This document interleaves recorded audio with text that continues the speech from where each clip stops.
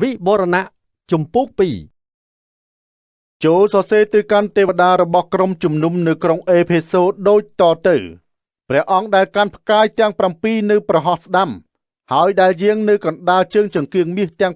7ទ្រង់មានព្រះបន្ទូលថាយើងស្គាល់កិច្ចការដែលអ្នកប្រព្រឹត្តហើយក៏ស្គាល់ការនឿយហត់និងការព្យាយាមរបស់អ្នកដែរយើងដឹងហើយថាអ្នកមិនអាចទ្រាំទ្រនឹងមនុស្សអាក្រក់បានឡើយអ្នកបានលបងលោមើលពួកដែលតាំងខ្លួនជាសាវកហើយឃើញថាពួកនោះមិនមែនជាសាវកទេគឺជាអ្នកកុហកអ្នកមានចិត្តព្យាយាមអ្នកបានរងទុក្ខលំបាកព្រោះតែនាមយើងឥតបាក់ទឹកចិត្តសោះឡើយក៏ប៉ុន្តែយើងប្រកាន់អ្នកត្រង់កន្លែងមួយគឺអ្នកលែងមានចិត្តស្រឡាញ់ដោយអ្នកមានកាលពីដើមដំបូងដូច្នេះចូលនឹកគិតឡើងវិញថាតើអ្នកបានធ្លាក់ចុះពីណាមកចូលកែប្រែចិត្តគំនិតហើយប្រព្រឹត្តអំពើដែលអ្នកធ្លាប់ប្រព្រឹត្តកាលពីដើមនោះឡើងវិញបើពុំនោះទេយើងនឹងមករកអ្នកហើយបើអ្នកមិនកែប្រែចិត្តគំនិតទេនោះយើងនឹងយកជើងចង្គៀងរបស់អ្នកចេញពីកន្លែងវាជាមិនខានក៏ប៉ុន្តែយើងសរសើរអ្នកត្រង់កន្លែងមួយគឺអ្នកស្អប់អំពើដែលពួកនីកូឡាស់ប្រព្រឹត្តយើងក៏ស្អប់អំពើទាំងនោះដែរចូលផ្ទៀងត្រជាក់ស្ដាប់សេចក្តីដែលព្រះវិញ្ញាណមានព្រះបន្ទូលមកកាន់ក្រុមជំនុំទាំងនេះឲ្យមែនទែនអ្នកណាមានជ័យជំនះយើងនឹងឲ្យអ្នកនោះបរិភោគផ្លែឈើ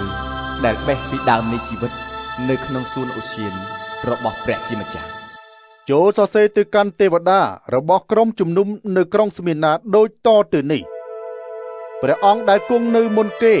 និងនៅក្រោយគេបំផុតគឺព្រះអង្គដែលបានសោយទីវង្គតនិងមានព្រះជន្មរស់ឡើងវិញទ្រង់មានព្រះបន្ទូលថាយើងស្គាល់ទុក្ខវេទនារបស់អ្នកហើយនឹងដឹងថាអ្នកកំសត់ទូរគតតែតាមពិតអ្នកជាអ្នកមានយើងក៏ដឹងទៀតថាអស់អ្នកដែលតាំងខ្លួនជាសាសយូដាបានប្រមាថមាក់ងាយអ្នកតែអ្នកទាំងនេះមិនមែនជាសាសយូដាទេគឺជាទីប្រជុំរបស់មាសាតាកុំខ្លាចទុក្ខលំបាកដែលអ្នកត្រូវជួបប្រទះនោះឡើយតោងដឹងថាមាននឹងចាប់អ្នកខ្លះក្នុងចំណោមអ្នករាល់គ្នាយកទៅឃុំឃាំងដើម្បីលបងលោមើលអ្នករាល់គ្នាហើយអ្នកត្រូវរងទុក្ខវេទនាអស់រយៈពេល10ថ្ងៃចូលមានចិត្តស្មោះត្រង់រហូតដល់ស្លាប់នោះយើងនឹងប្រគល់ជីវិតមកអ្នកទុកជាមកុដចូលផ្ទៀងត្រជាក់ស្ដាប់សេចក្តីដែលព្រះវិញ្ញាណមានព្រះបន្ទូលមកកាន់ក្រុមជំនុំទាំងនេះឲ្យមែនទែនអ្នកណាមានជ័យជំនះ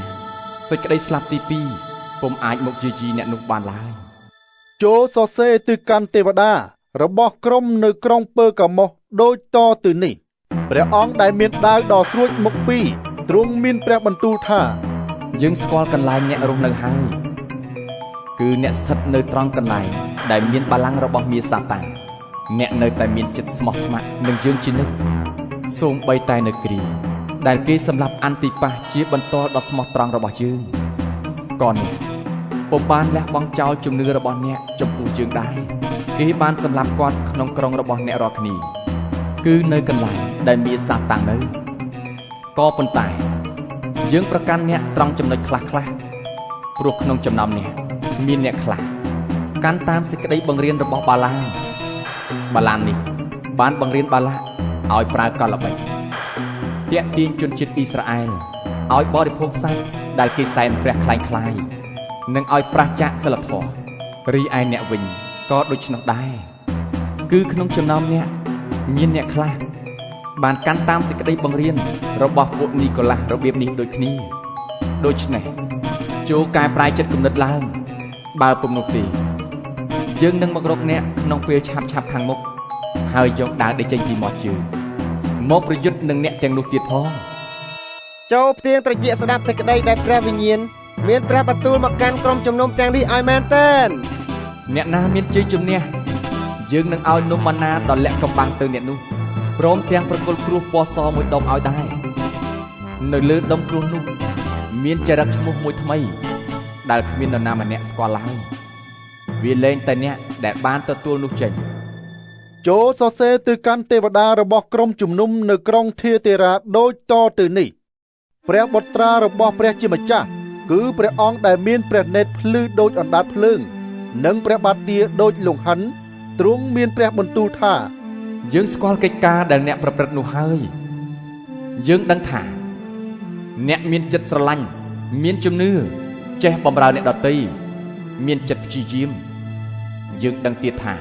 អំពើដែលអ្នកប្រព្រឹត្តថ្មីនេះមានចំនួនច្រើនលើសមុនទៅទៀតក៏ប៉ុន្តែយើងប្រកាន់អ្នកត្រង់កន្លែងមួយគឺអ្នកបណ្ដោយឲ្យនាងយេសេបិលជាស្រីដែលតាំងខ្លួនជាព្យាការិនីបង្រៀននិងបញ្ឆោតពួកអ្នកបម្រើរបស់យើងឲ្យវង្វេងឲ្យប្រះចាកសិលធម៌និងបរិភោគសាច់ដែលគេបានសែនព្រះខ្លែងខ្លាយយើងបានទុកពេលឲ្យស្ត្រីនោះកែប្រែចិត្តគំនិតតែនាងពុំព្រមកែប្រែចិត្តគំនិតឡើយនាងនៅតែប្រព្រឹត្តអំពើប្រះចាកសិលធម៌ដដែលហេតុនេះយើងនឹងធ្វើឲ្យនាងឈឺដេកលើគ្រែយ៉ាងសែនវេទនាហើយធ្វើឲ្យពួកអ្នកដែលរំភើបក្បត់ជាមួយនាងវេទនាដូចគ្នាដែរលើកលែងតែគេកែប្រែចិត្តឈប់ប្រព្រឹត្តអំពើនោះជាមួយនាងទៀតយើងនឹងប្រហារជីវិតកូនចៅរបស់នាងហើយពេលនោះក្រុមជំនុំទាំងអស់នឹងដឹងថាយើងឆ្វេងយល់ចិត្តថ្លើមរបស់មនុស្សហើយយើងផ្ដល់ឲ្យអ្នករាល់គ្នាទទួលផលម្នាក់តាមអំពើដែលខ្លួនបានប្រព្រឹត្តចំពោះអ្នកមួយចំនួនទៀតក្នុងចំណោមអ្នករាល់គ្នានៅក្រុងធាទីរ៉ាដែលពុំបានជំពាក់ចិត្តនឹងលទ្ធិនោះហើយក៏ពុំបានស្គាល់សេចក្តីជ្រៅជ្រះរបស់មាសាតាំងដោយពាក្យគេនិយាយយើងសូមប្រាប់អ្នករាល់គ្នាថាយើងនឹងមិនដាក់បន្ទុកអ្វីលើអ្នករាល់គ្នាទៀតទេគឺគ្រាន់តែកាន់តាមអ្វីដែលអ្នករាល់គ្នាមានឲ្យខ្ជាប់ខ្ជួនរហូតដល់ពេលយើងមកដល់ប៉ុណ្ណោះបានហើយអ្នកណាមានជ័យជំនះហើយបំពេញកិច្ចការរបស់យើងរហូតដល់ចុងបញ្ចប់យើងនឹងឲ្យអ្នកនោះមានអំណាចគ្រប់គ្រងលើប្រជាជាតិនានាគេនឹងដឹកនាំប្រជាជាតិទាំងនោះដោយដំបងដែកដោយគេកំទេចភាជធ្វើពីដីឥដ្ឋ